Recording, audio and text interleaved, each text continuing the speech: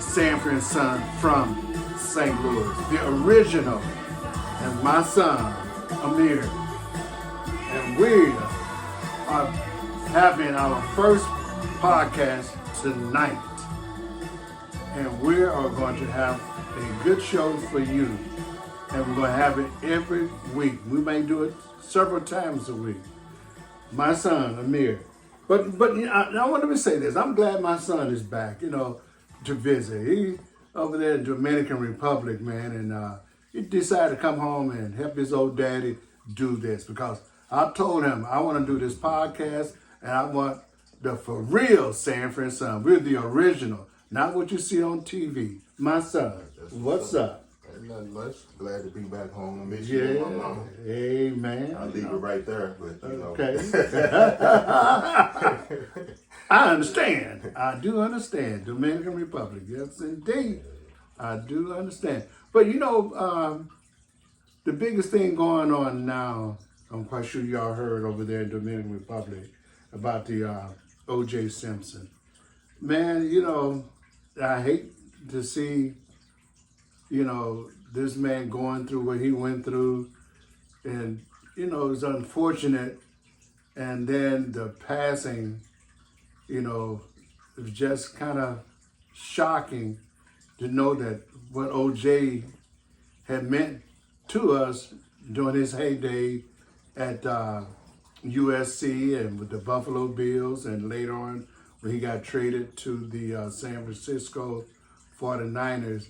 And boy, but some of the things that I heard people say about him, and now I'm gonna say this, during his trial in 1994, it was racist. It became a black and white thing. And now that he has passed, it came back up again. And to hear some of the things that they were saying about this man,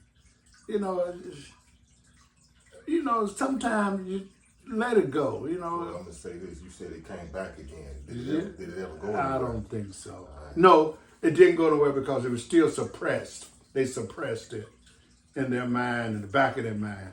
And the first chance that they were able to come back and bring it up when he died, they want to relive the whole thing all over again as if to say, we got him now. Well, yeah. Well, I'm going to say, you mentioned his heyday. He got drafted in, 69? Yeah, 1969. So, of course, I wasn't around to enjoy or to see him in his sports peak, but I am fortunate that I was able to see him in recent months when he resurfaced on the It Is What It Is talk show. I don't know if you're aware, but the Raptors, Mason Cam, they kind of brought him back as a sports analyst. Yeah. And it seemed like it was a reintroduction. They repackaged OJ, so to speak, as a person that the black society could relate to. You understand what I'm saying? Did you get to see any of those segments? I saw some of it, but as far as we can relate to, I have to say what I can relate to, what, if I catch your meaning, what OJ went through, racist? No, this is explicitly what I'm saying. When we recall OJ as a personal, the interpersonal OJ that we remember, we don't have many recollections of him being in the black circles. Let's just say it, okay? And the reason why there's no recollection of that, because he wasn't. Okay, so he wasn't. To the point that I'm making, he was reintroduced recently, and we got familiar with that aspect of OJ that nobody had ever seen. Yes. And I appreciated that aspect of him. And what he's saying is, we got a chance to see the black side of OJ. Exactly. Because OJ, like a lot of us Afro-American, when we get to a certain level, we think that we are better than, I'm going to say it, you can get mad if you want to, we kind of think that we're better than the rest of our Afro-American brothers, because now we up there, we on the white side of things. No. One thing I'm gonna say this. You're gonna always be black. You're always gonna be an Afro-American. They're gonna remind you at some point in time. And when this trial happened in the 90s, OJ was kicked out of the white establishment and back into where he belongs with us. And I don't think he didn't volunteer for that. No. It just so happened that worked out that way. It was kind of preordained that it would work out that way. Because when he went through the system being wrangled the way he was, is it safe to say that us as black society could relate? Is it safe to say that we could relate to a man being accused of something criminally? Yeah. And is it safe to say that the black community wanted to hear out the evidence? Yeah. Some of us thought maybe he did do it. Yeah. But unfortunately, due to the lopsided justice system slanted away from our favor, is it safe to say some of us wanted to see him not be prosecuted? Yeah. Okay? Yeah. But I would say that when you heard the evidence of that murder, the evidence didn't even point towards OJ. It's not like the system allowed him to escape. Would you say that they allowed him to escape? The system did not allow him to escape. It was that Marshall Clark and what his name, that Dardine fella, whatever his name is. Christopher Darden. Christopher Darden, the black attorney. They did one sloppy ass job. They came with the big boy. They went against the big boy. They went against the greatest of all time. And we all know who he is. None other than Mr. Johnny Cochran.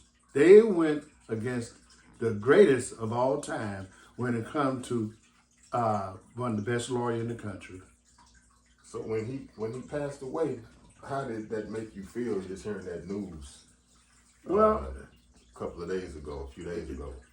I had mixed emotion because I didn't fully accept him as one of us because he really didn't want to be.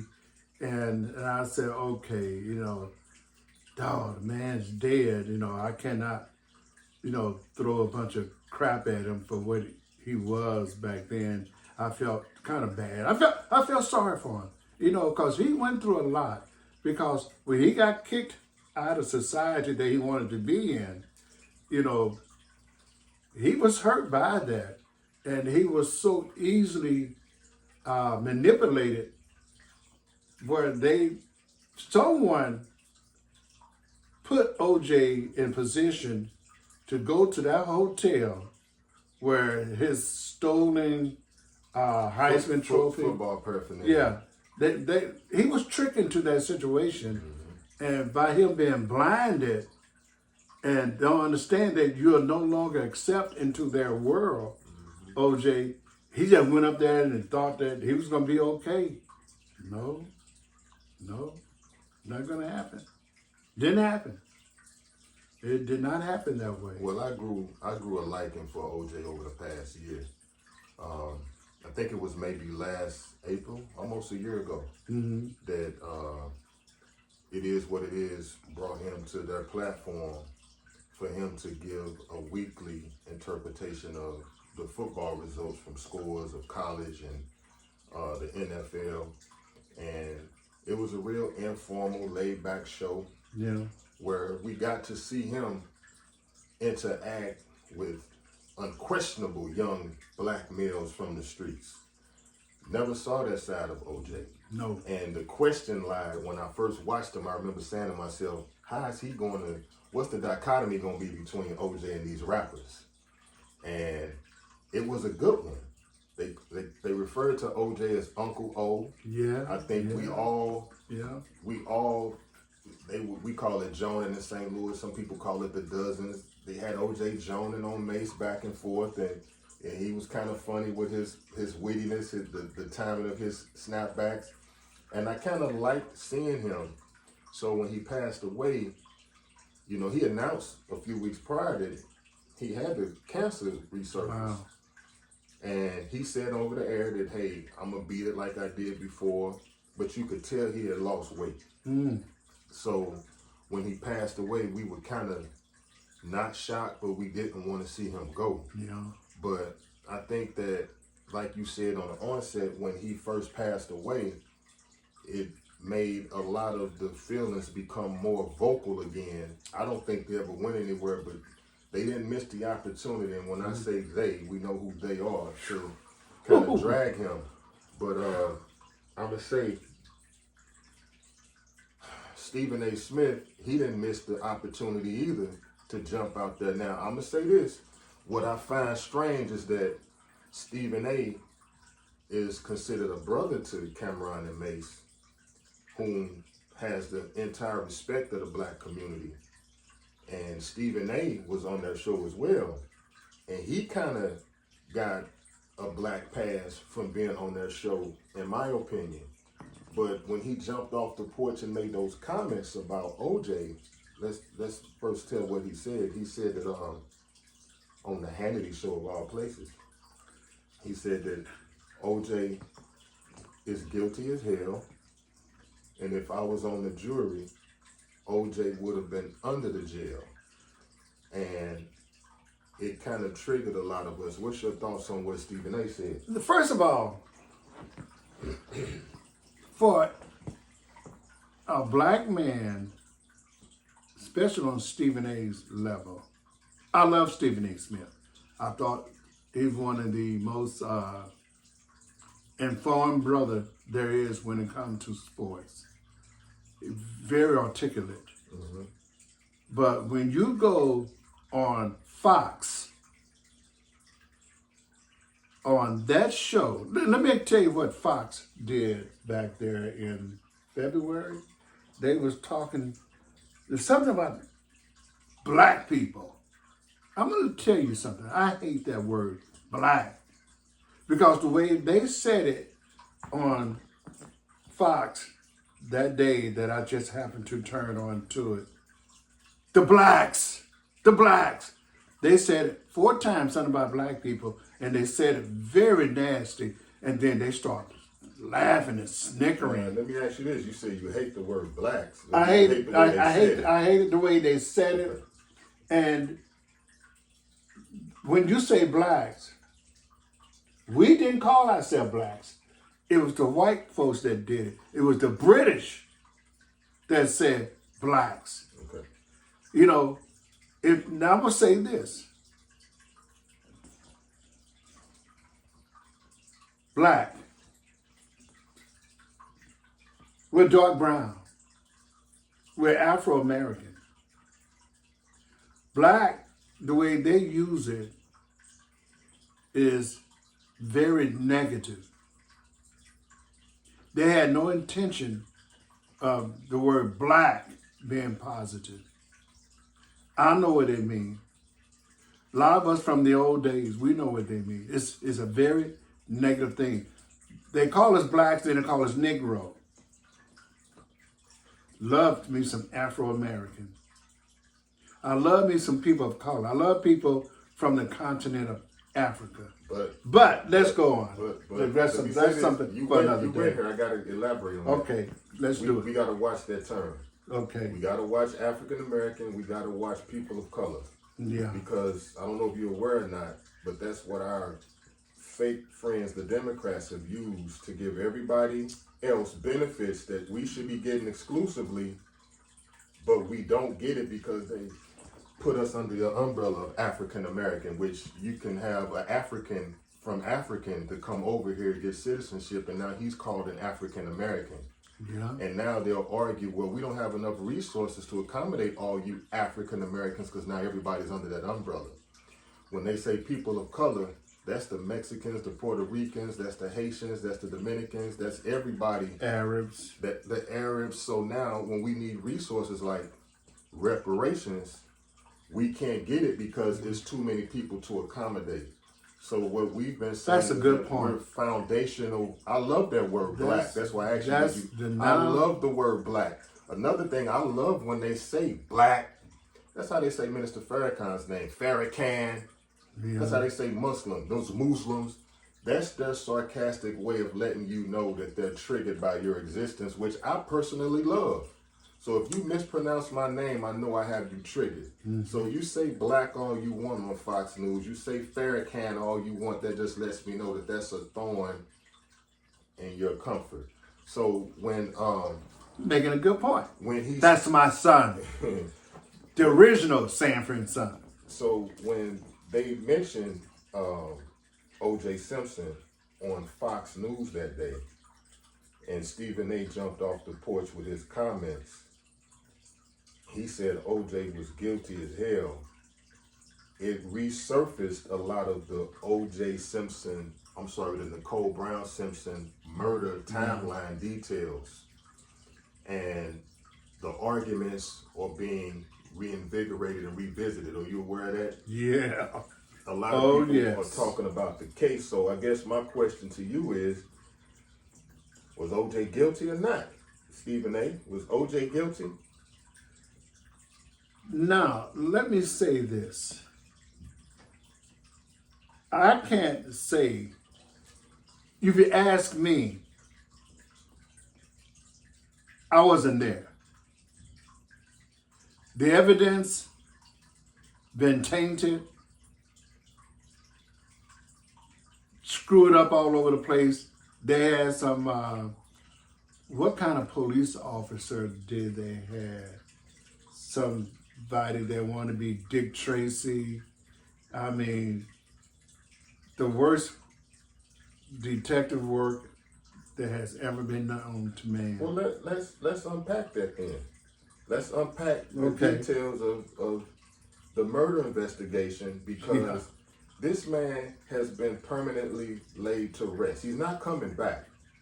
So if OJ Simpson is a representative of what America wants to do to every black male out here, which is railroad you when you're not guilty and assign you guilt when you've been exonerated, we owe it to the reputation of OJ to speak on his behalf, or we become OJ. Yeah. Yeah. And so if we let the narrative fly in his death that he was guilty, Stephen A., then we're allowing ourselves to be the next OJ with no recourse. So that's why you see a lot of brothers triggered in the last few days that OJ has been dead, that we're not going to let this slide. So again, my question is, do the details of the murder investigation lead to a guilty verdict or a not guilty verdict? And in my opinion, it led to a not guilty verdict for several reasons. The glove didn't fit. Well, that's the obvious one. But, to break it down to the finite compounds, you have to start with everybody pointing the finger at OJ, but you're not looking at the people that need to be examined. You notice how when Trayvon Martin was killed, everybody tried to demonize the victim. Yeah. They demonize the black victim, but when the victim is white, they demonize the black suspect. Traditionally. So I suggest that we kind of look at Nicole Brown Simpson and Ronald Goldman. You bring up something. You just brought up something. What triggered that murder? Why were they murdered? See, you don't hear too much about that. Well, are you familiar with the history of Ronald Goldman? And yeah, I am. I don't know how true it is. So let's just unpack it. Let's not give our unsubstantiated opinion. Let's go into the details of the case. Let's do that. Because you got Ronald Goldman and her acquaintance, his acquaintance, Nicole Brown Simpson, murdered together. And the they spun it to where OJ did it, but there's no motive to suggest that OJ did it. And now, I gotta ask this question. I gotta interrupt you. Mm-hmm. Why in the hell do they keep saying her friend?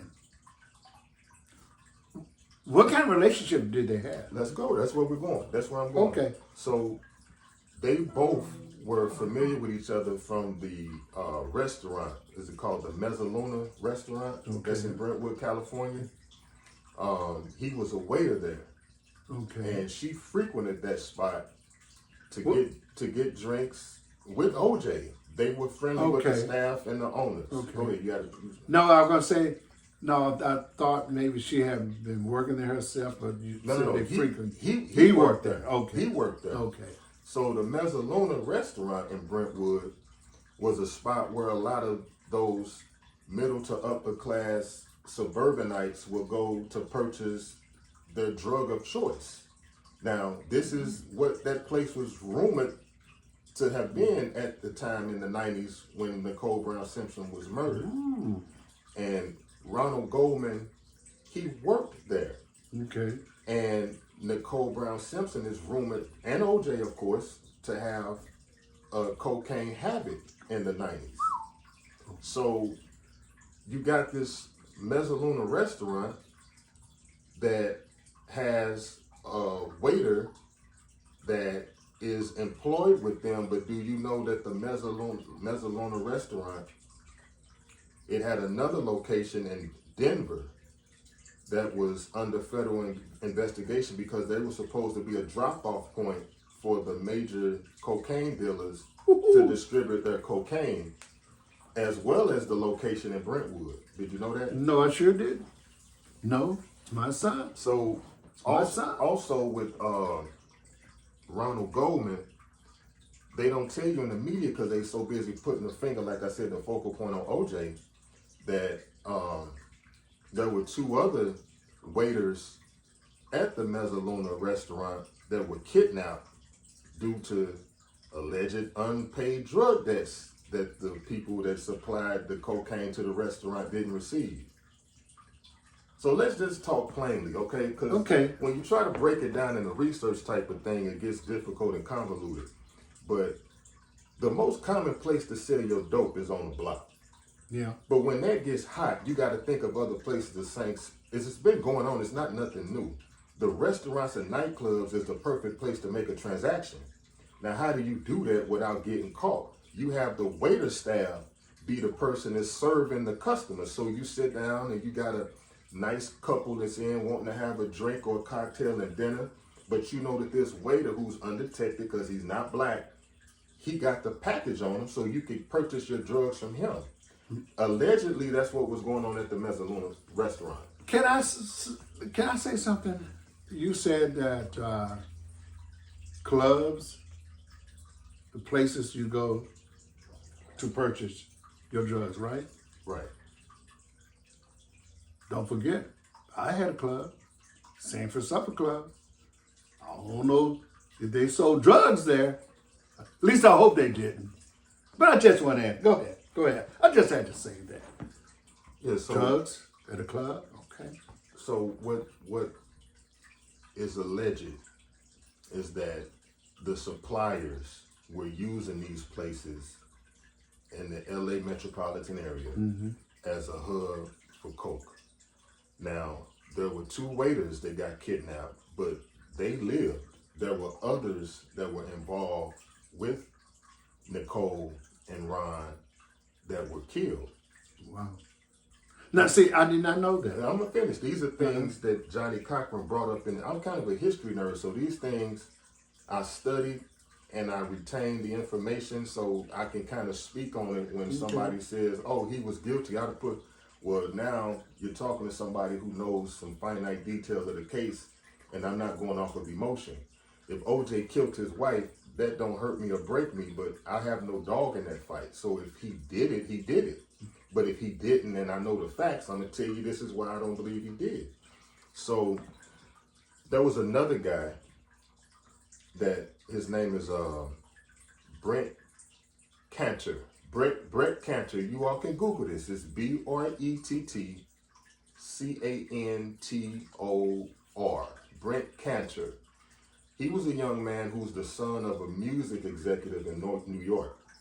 They moved to the LA area in the 80s because his dad was managing Dionne Warwick.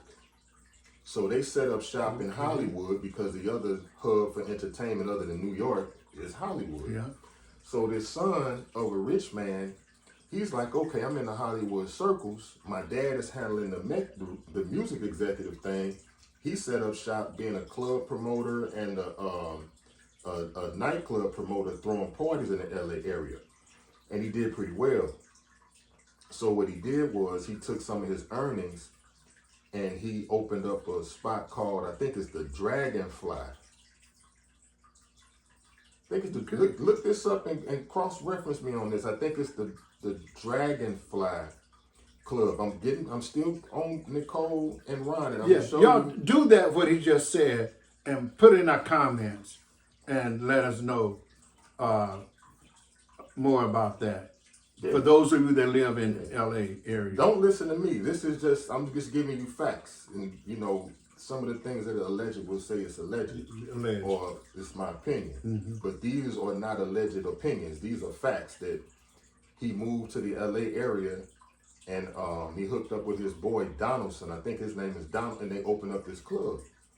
So again, this was a spot that opened up, and they say Colombians, but who knows who they are? The people who are suspected to have killed Ron and Nicole, we don't know. We just know that it was suspected drug activity involved, which would exonerate OJ. Mm-hmm. And these are things that Johnny Cochran argued, by the way. This is what got him off that they don't talk about.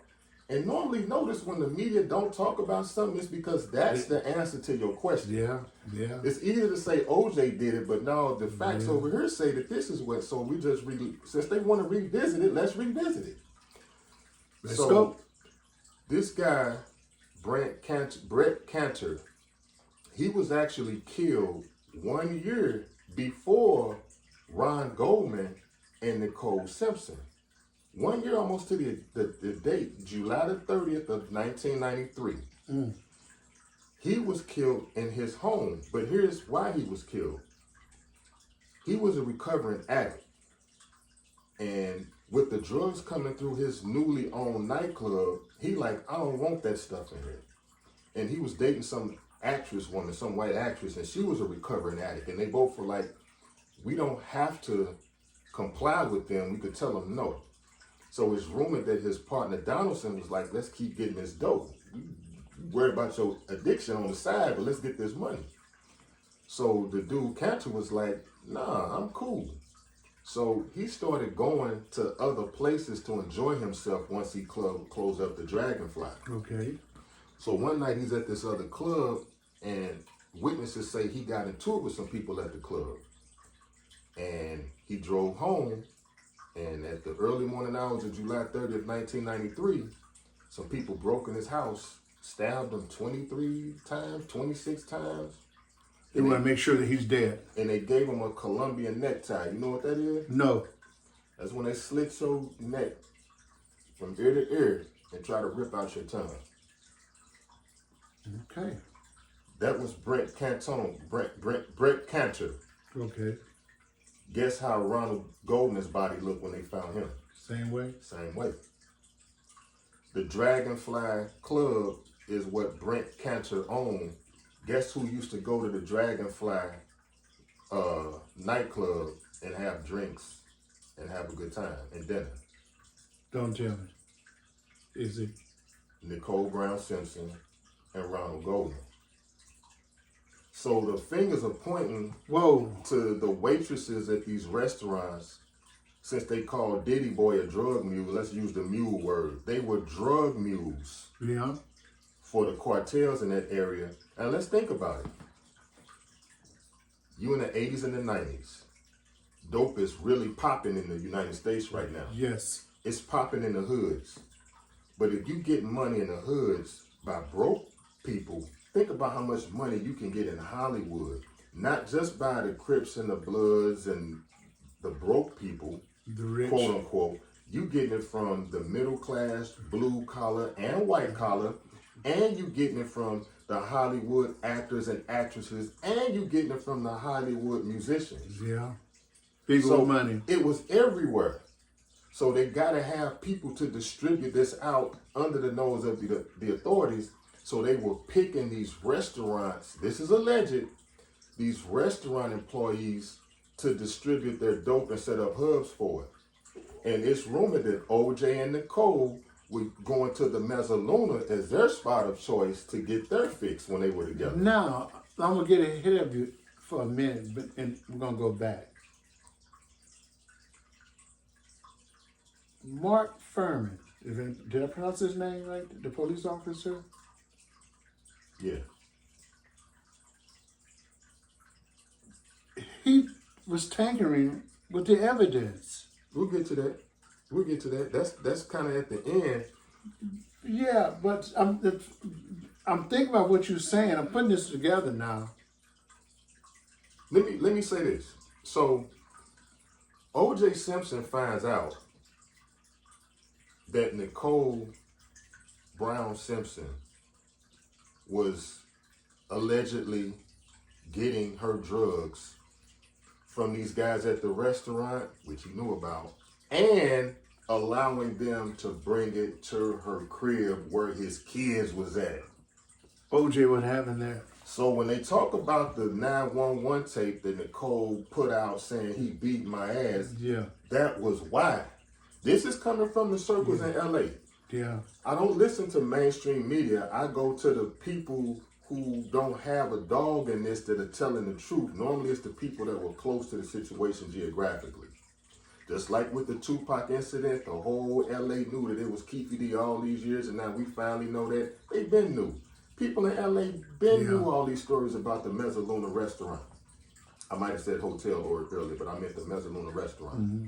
So the other guy that was involved with Ronald Goldman, because he should be the focal point in this. Let's just say it wasn't only OJ. Let's just see if it's Ron Goldman that the killers were targeting. He had another buddy that was also murdered a year later. So you got Brett Cantor murdered July 30th, 93. Restaurant owner being used to smuggle coke in LA. You got Ron Goldman and Nicole Brown killed June the 12th, 1994, leaving a restaurant that was being used by drug dealers to smuggle coke, and they were using coke. And then a year later, September of 95, you got Michael Nigg, spelled his last name, Michael common spelling, Nigg, N-I-G-G, that's it.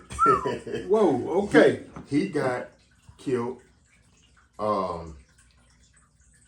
that day, and he was an employee at the Mezzaluna when Ron was working there. Now, this dude here, he worked at the Mezzaluna in Denver and was under the thumb of the feds because they were investigating that location in Denver for the same thing. Now he comes to the Brentwood location. I'm going somewhere. We still on Did OJ Do It? I'm just talking long-winded, but we still on Did OJ Do It? Just follow me. Hold on. One second. So he moves from that location, Mezzaluna, to Ron's location and quits 1 month before Ron is murdered. He goes to work at another another restaurant. So when he's killed in September 95, he's at a restaurant with his girlfriend. He leaves the restaurant and he goes to an ATM supposedly to get $40 out the ATM. And some guys tried to quote unquote rob him according to the testimony of his girlfriend. And they just shot him at the ATM and didn't take nothing. Robbery. So now you got 3 waiters of this restaurant that are killed. Ron Goldman is the one in the middle of this sequence of events that's with Nicole, who came to see her the night that she was murdered with him. Now, what led him to the house? You remember that? No. Tell me if you believe this or not. She had dinner at the Mezzaluna the night she was killed. Nicole Brown Simpson did. Okay. He was working there. After leaving the restaurant, she stops off to get some ice cream or something with her mother or something like that. Gets to her condo and calls back up to the restaurant and tells Ron, my mother left her glasses. Can you bring them to me? So after he clocks out at 9, he sits at the bar, they say having water, until 9:50. Then he heads over to her condo with the glasses that he found, where she had candles lit and bath water running, but they weren't having sex, and they just met 6 weeks ago, allegedly, and he's killed in the driveway of the home. So he never made it on the inside. No. And who, I don't mean to laugh, you know, I know. my prayers I know. to the Goldman family and to both the Simpsons. But BS is BS in my book. But this is what they expect us to believe. Go ahead, I'll let you go before I finish. When you listen to the different events that led up to this, and then you look at the tainted of the evidence, the mishandling of the evidence by LAPD, why was that done? Was that done on purpose? What's that? The evidence? Tankering of the evidence. Of course. See, the theory is this, that there was no money in saying that Ronald Goldman and Nicole Brown Simpson were involved in something shady, and they got killed by drug dealers who were supplying the whole Hollywood that everybody knows about. Because see, now you got to go pull rugs out from under people that matter. Yeah. But if you're a DA and you're a police captain in homicide, you got a promotion coming if you can pin it on this super nigga black man. That makes a bigger headline. And you got the 911 tapes from a month or two back when she called on him. Now, I got something else that's popped in my mind. OJ knew who killed him. That's right. That's right. That's right. OJ knows who killed those two people. That's right. And if OJ was in the house, he would have been dead too. That's right. That's right. Again, the tankering of the evidence was for a reason. Now, was it Furman that brought out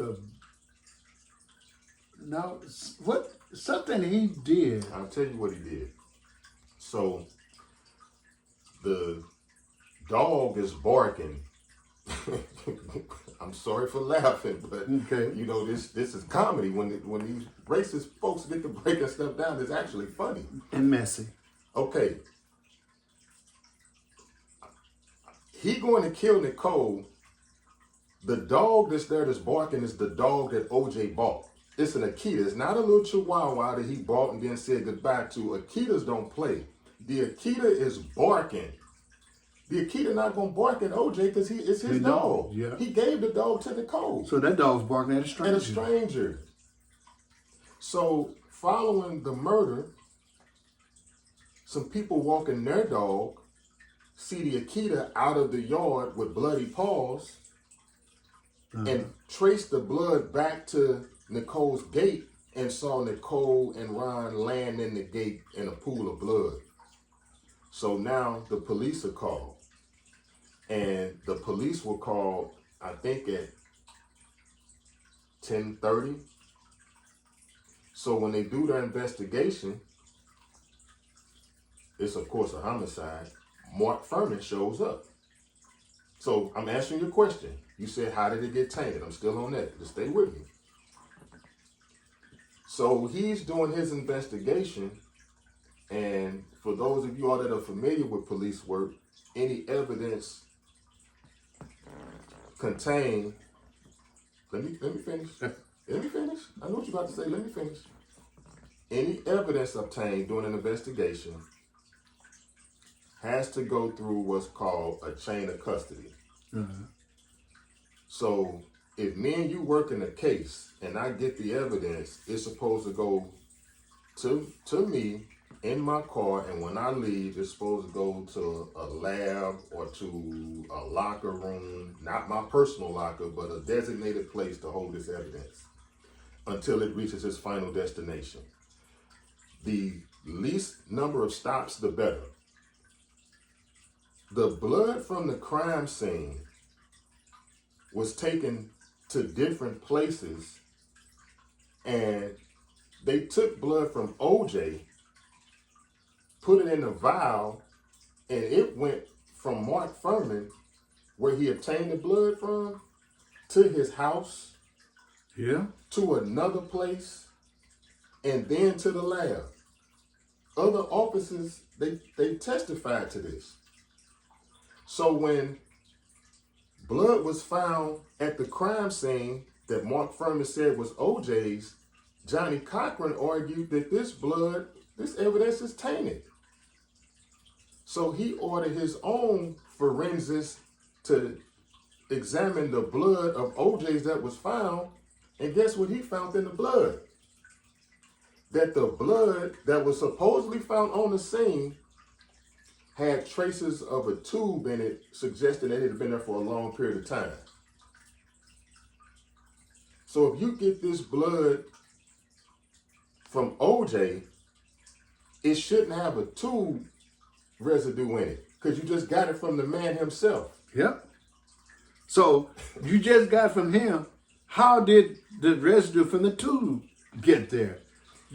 Because it got mixed up with the blood that he took and put on the scene and supposedly obtained from the scene and put in a tube, or however he stored it and conveyed it.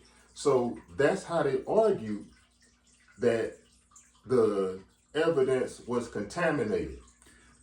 Now, if they had done what they're supposed to have done, even now, there was a tube there, or was no tube at all? On the crime scene? Yes. No, there was no tubes on the crime Now, scene. I've not heard anything about fingerprints. Supposedly, no one wore gloves. They used their hand to pick up all the evidence of the crime scene. Well, What kind of police officer do they have in LA besides racists, crooks? I'm sure they got good police. They definitely. I'm sure they got good I'm police. sorry. But- Let me apologize. No, They do have some good police you officers. speaking from the heart. They do. I'm speaking just from- talking you about. just speaking from emotion. Yeah, I'm speaking I was. from ration. Yeah, I was talking about the police officer that was in the crime scene. I know there's some good ones. Let me speak from experience and from ration. It Okay. just so happens that when these cases make news with possible corruption, it's always the corrupt cops, get where I'm going, that are on the case. Yeah. And it makes the headlines for corruption because of the cops that were working that particular case. You got a bunch of cases out there that don't have any corruption involved. You got a bunch of police out there that never pull you over. True. But the corrupt cops is what I'm saying, is always the busiest. Yeah. Always. They always the busiest. Always. They not the ones that quick trip, getting a drink and say what up to you and walk out the door. Right. They the ones mean mugging you and get in the car and follow you. Nigga this, nigga that. People of color. You So, Negroes. Let's go back to Mark Furman. Let's stay on point. Yeah. You asked what kind of cop is he? Well, they asked him in court. The question was, and y'all can look this up, it said, Officer Furman, did you or have you ever planted evidence on a crime scene? You know what this MF said? Yes, I know what he said. Tell them what he said. Tell him what that fool He said. whispered to his lawyer, and he Yeah. said, "I plead the fifth on the grounds that my answer might incriminate me," or some old crap like that. And they asked him again, "Did you, in this case, have you ever planted evidence on the crime scene?" And you could tell he was shook. He said, "I plead the fifth." Now, if OJ did it, if that was his blood on the crime scene, if there are witnesses to say OJ did it, if you got traces of OJ on the victim, we ain't got into the timeline on how he had to catch the flight right after that.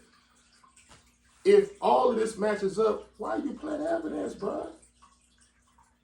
You planted evidence because he didn't do it, Stephen A. And Stephen A., if he didn't do it, why would you put him under the jail? I thank God there were no Stephen A's on that jury. I thank God. Thank God. But that could be, Come on, Stephen A. that could be any of us. Yeah. But like I said, I'm thankful that it's almost like, I hate to be metaphysical, it's almost like God wanted us to see OJ in that humble light amongst his own people for that final 12 months. Yeah. Y'all check out that show. It is what it is. It's a good sports show. It's funny. It's cultural. It's authentic. It's not staged. But it's almost like God wanted us to see OJ in that light so that we could get this last familiarity of him. And this will be the way we remember him for those of us that wanted to watch that show. And you know, for those of you that was born after that incident, those of you that may have been 5 years old at the time that happened, or 10, go back and look at the movie. I'm sorry, the documentary. And you learn a lot. You will learn. And what documentary are you referring to? Was that OJ? The People versus OJ Simpson? No, well, but they call it OJ Made in America, something like okay, that. I'm not hip to that. I apologize for not giving the correct. I should have had that together. But let's go on YouTube and you'll find it. And no, YouTube, you just put in so many words and everything will pop up. Everything's on YouTube. And you'll learn a lot. And I'm surprised my son know all of this. It's pretty good. This, you know, them dates, I'm going to tell you, you remember where you were when you heard certain things. Yeah, yeah. Like we all remember where we were when we heard Obama was elected. We remember where we were doing 9/11. I remember where I was at when I heard OJ was found not guilty. I was riding in my Cutlass at 81 Cutlass. I was going south on Kings Highway, passing Bishop Healy High School over there, by I think Coke Brilliant, approaching Wold Center. And it was announced on the radio. And I remember the DJ said, "I don't believe this." Yeah. Because he even said it with apprehension. They saying OJ was found not guilty? I'm like, nah. In LA? I'm like, nah. In LA? But those dates stuck in my head. Just like the date of the Bronco chase. I remember where I was at when that was aired. I was working at Mercantile Bank downtown in St. Louis. And that was on my brother Sean's birthday. That was June 17th, 94. So I remember that date because that's where racist society indicted him. That's their main argument. Yeah. Why did he run? That's another point I want to bring up before we end this segment. OJ, when he was in that Bronco, people, if I was running from somebody, I ain't driving 10 miles an hour. Right? I'm just, I'm going to be doing 110. What kind of chase was that at 10 miles an hour? Well, OJ, he was fleeing to Mexico. He was trying to get out of Mexico and he wanted to time it. That's what they saying. OJ had a lot on his mind. He knew who killed those two people. There you go. There you go. And he got with his best friend. And probably, just me saying it, they were trying to figure out, should they spill the tea and let the world know what really happened, why it happened. let's just talk. Let's put us in this situation. I'm dating a white woman. I call you, hey, daddy, my wife was killed, and it's people at the funeral because the funeral was a day before the Bronco chase. She died June 12th. The funeral was June 16th. The Bronco chase was June 17th. Day after the funeral, I call you. They trying to say I killed my white wife. Or you gonna tell me to go back home? No. We gonna be in the car driving somewhere. Yeah. Because they're coming after you. Thank you. No. So he knew what they were saying because they had arrested him the morning that the body was found. Because we didn't get into the timeline. Let's do this before we end it. We didn't get into the timeline of what happened. Like I said, Ron Goldman left the restaurant at 9:50. The condominium Nicole lived in was walking distance from the Mezzaluna. So he arrived, they say 10 to 15 minutes after that. I think he walked. So he arrived about 10:15, and you could Google this if memory serves me correct. The murders occurred between 10:10 and 10:20. Right. I remember that. OJ had a flight that took off at 11:45. That night. So they saying this Negro put on some dress shoes, a sweatsuit, and a skull cap to go by his wife's house to kill her and another dude. Did you know that Ron Goldman was a martial artist? No. And if he was a martial artist, OJ would not have taken him down. Without no scratches on him. There are Not at all. photos on the internet of OJ without a bruise on him. Yeah. Because they, like I was going to say, this is what maybe we call that thought. They cuffed him that morning after he took that flight to Chicago. He got to Chicago and he checked in because he had a Hearst commercial. Yes. And they hit him up and said, hey, your wife is found dead. He left right away, went back to LA to his crib, and they cuffed him. So he already knowing what time it is. And this was on June the 13th. He already knowing June 13th what time it is. My white wife is dead. Now I go to the funeral. You think they wasn't side-eyeing this man? Yes, they were. I'm OJ Simpson. You think ain't nobody pulling my coattail to what people are saying? Why did he run? Why did he run? I just answered that. Then they trying to say he was going to escape to Mexico. At 10 miles an hour. At 10, well, it was 30, same thing. But people in LA, slow. They know that Mexico is south. He was driving north before the police got behind him. He going away from the Mexican border. Yeah. Mexico is south of California. He heading north 30 miles per hour towards his house. So where was he going to run to? They just make up stuff as they go. And these are not conspiracy theories. We giving facts. We're debunking the conspiracy theories with facts. So he was supposed to have arrived at a house at 10:20, killed 2 people with a knife, have his dog barking at him, escaped there undetected, not seen by nobody, not even the people that's walking their dog and saw the bloody part of Keita, get back to his crib where his limo waited on him, get out of the sweatsuit with his dress shoes, get rid of the evidence, have no blood on him. Now the bodies are full of blood to where the dog got blood on his paws, drive to the airport and make his flight. From 10:15 to 10:20 and got on the flight at 11:45. And a real police officer would check that limo for blood. And you know they did. And what do you think was in there? Nothing. Absolutely nothing. So when we indict our brothers and sisters without, not us, well, them. And people Stephen like A. Smith. Stephen A. Without connecting dots, all you're doing is setting yourself up for failure. Now, let me say this one last thing. You know, during that trial, they call it the trial of the century. Yeah. Guess who got the most death threats? The lawyer, The lawyer, Johnny Cochran, the GOAT. the GOAT. He got the most death threats. He got more death threats than OJ. And he didn't kill nobody.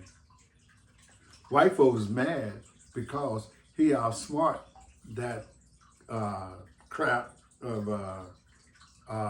Darden and Marshall Clark. What a joke. But he was also making his bones before that. Because, don't quote me on it, but I think a few months prior, or was it after, he got Snoop Dogg off. I can't remember if it was before or after. Before. Wait a minute. Because Snoop's, Yeah, it was this before. Snoop's trial was going on in 94. OJ's trial occurred in 95. Right, so it's before, yeah. And then he went and got the Black Panther brother off that was in jail for 30 years. Yeah. Then guess who else he got off? Who? The other brother that's in the headlines all month. Puff Daddy? That he did. That he did. And I had a little conspiracy thing going on back in the day. Johnny Cochran, I never known him to be sick. You know, we can give people cancer in this country and other countries that we want to get rid of. I'm going to start another conspiracy theory. It's amazing. One of the most hated men in the world, Johnny Cochran, for what he did by getting OJ Simpson off. I put nothing past people. Well, you know, when they use the term brain aneurysm, that's what many of us come to accept, that it's some foul play, because they said he died of a brain aneurysm. Is that what he said, or was it cancer? Cancer. Oh, it was cancer? Brain cancer. Okay, all right, Yeah. all right. Yeah. You know, hey, something to think about. Something to think about. People, hit us up on the comment line. Again, we are the original Sanford and Son, and we do live in St. Louis, not Hollywood. This is not a movie set. We are right here in St. Louis tonight. My son is home, and I hope he'll be with me a while. I'm here for a good time, not a long time. So Hey, and one thing we did discuss, he don't have to be in St. Louis to do this. No, we can get on Zoom and keep this baby going. that's right. Because it will be going. And then when he do come home, we'll be right here on this brown couch. No Diddy. Doing it. No Diddy. No Diddy. No Diddy. We'll talk about that later. Hey, y'all take care.